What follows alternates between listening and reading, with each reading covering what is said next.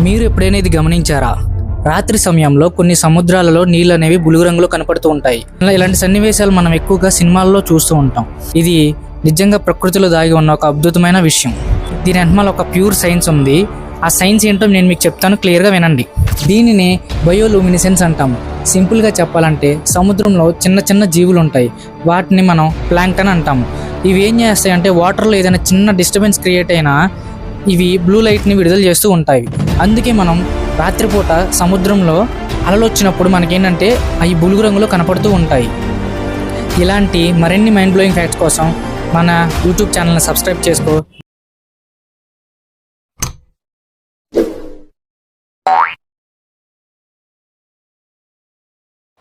మీరు ఎప్పుడైనా ఇది గమనించారా?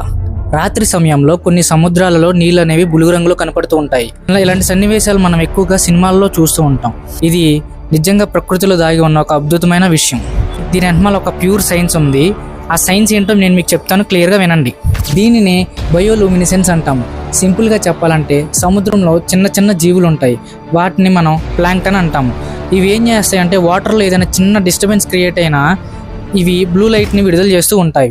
అందుకే మనం రాత్రిపూట సముద్రంలో అలలు వచ్చినప్పుడు మనకేంటంటే అవి బులుగు రంగులో కనపడుతూ ఉంటాయి. ఇలాంటి మరిన్ని మైండ్ బ్లోయింగ్ ఫ్యాక్ట్స్ కోసం మన యూట్యూబ్ ఛానల్ని సబ్స్క్రైబ్ చేసుకో.